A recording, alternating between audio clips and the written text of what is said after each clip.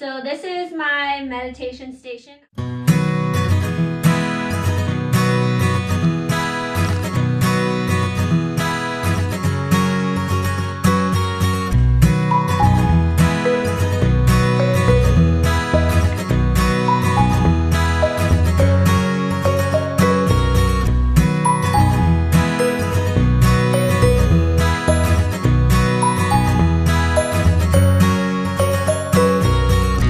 Fun to give you a little tour of this corner of my room. I learned what meditating was and how to do it, I think 2 years ago now, when I took yoga teacher training through Hadasana Yoga University, just in downtown Colorado Springs. And that whole experience really changed my life. But one of the things that I really took away from it was meditating. And they made us meditate every day in the 2 10-day sessions. I think it took me about 5 days to be acceptive of it and just kind of let go to what the experience was. They said to kind of create a safe space, a space that is calming and you can just disconnect from outside life and just be able to focus and be present and have a quiet space. So this is my little corner in my room. I have a few things on this little table that mean a lot to me. So I have my little Buddha. I have a wedding album, our wedding album. I have a super special photo of Luke and I that's engraved from Luke's friend Josh Dillon. It has the date on it. That was a super special gift. So I have that on there. I have my timer so that I don't have to have my phone around. If I'm doing silent meditation, I don't have to have my phone. Then I can just set this and it brings me out. I have a couple candles. I have a letter K for Katie and for Keo. I have a couple super special bike things that mean a lot to me. And then I have books underneath and books over here. These are more yoga books, like my yoga teacher binder. I have my certificate of training here. And then just some wedding pictures. And this is a super special picture of me. I still have it up 2 years later. These are my yoga teacher training teachers, Lisa and Virginia. Okay, so I try to meditate for 10 minutes every day, but that was getting a little monotonous for me, and my sports psychologist, Kate, she taught me what meditation is as well, but I couldn't really do it until I experienced it through the yoga training, but that was just a personal thing for me, because it's hard to sit still for any amount of time and just not think of things. So I stopped meditating for a while. I just kind of got out of the swing of things, and I know that I feel better when I do it, so I talked to Kate about it, and she kind of thought of a fun thing for me to do. So I wrote I cut up pieces of paper and I wrote a number on it from 5 to 20. And 20 is about the longest I've ever been able to productively meditate, 20 minutes. So 5 through 20, there's a bunch of little pieces of paper in here. And every day I meditate, but I draw out a number. So whatever the number is on that day, I have to meditate for that amount of time. So if it's 5 minutes, I do 5 minutes. If it's 20 minutes, I have to sit still for 20 minutes and try my best to be super productive.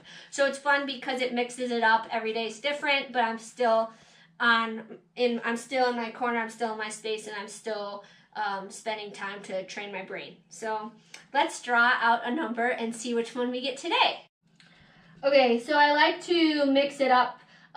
Sometimes I'll do silent meditations where I just sit and focus on my breath, focus on being present, focusing on quieting the mind, or I'll do guided meditations. And I use this app called Insight Timer. It's free. And they have really a great amount of different guided meditations on here. And if you would like, you can pay for the one they charge for, and then there's more guided ones on, but I just use the free version. So let's grab our ticket. We have 6 minutes today, so that's a good amount of time. And I decided that I want to do a guided meditation. So I picked out this one called The River of Life, Go With The Flow, and that's kind of a cool one because it says, the little description is, are you fighting or forcing life? The river of life will take you to your next destination peacefully, or with you kicking and screaming. It's your choice. Try simply turning around, going with the flow. And this is a cool one because most of the things that happen in life we can't control. A lot of us, I find myself always trying to control things, and I've had to learn to just let go, and like when you do, a lot of really cool things happen in life. So that's a good reminder, and cool to do meditations like this that just kind of bring you back to being like, there's very little in life we have control of. Just lighten up a little bit. Control what you can control, but then don't overthink the things you can't, and just let life happen. See what happens. And I like that message. So I thought we'd do a little interactive video today. And if you're into meditating, if you're interested in it, you can sit with us through this 6-minute meditation. If not, you can just turn the video off. You don't have to sit through it. So sorry if this one doesn't interest you, but all right, let's go meditate.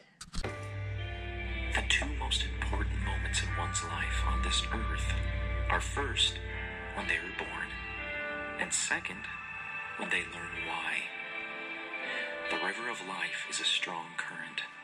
It flows with great strength through the mountains and valleys of this existence. You get to decide which direction you will face, upstream or down. You decide whether to walk, swim, or paddle against the current, or with it. It doesn't matter, not to the river. And either way you go, the final destination is the same, into eternity. Meaning there is no end. There is no start to the river, and there is no finish to it. It flows in one continuous round, never beginning, never ending. You now have the opportunity, today, to experience the river and all the places it will take you. It is a gift. It is the present. And it's your choice if you will fight it, walking against the current, frustrated with the current circumstances you are experiencing, or you can accept it, embrace it, and allow it to take you to your next destination. Paddle with the flow. Again, the river doesn't care which way you're facing or paddling. It will take you down the course either way. It is during these times of submission that we regain the energy to concentrate on our true purpose, why you were born, what your purpose is. And it is simply this: to experience the river, to enjoy the journey and views, or to fight it, to have animosity for it, or gratitude. You get to choose your thoughts and actions, but you can't choose the river. There's only one, just like there's only one of you. And you also get to choose the raft or vehicle you sit in to ride the river. Choose a good one, and repair it frequently. You're only as good as the raft you are in. Bring people along. Find those paddling upstream. Invite them to climb aboard with you. Turn them around and help them experience the river facing forward. Show them how to anticipate the coming waters, because you can now better see them. And while you can't see all rapids, riffles, and waterfalls that lie ahead, you are better prepared for the ones you are currently experiencing, because you are facing the right direction.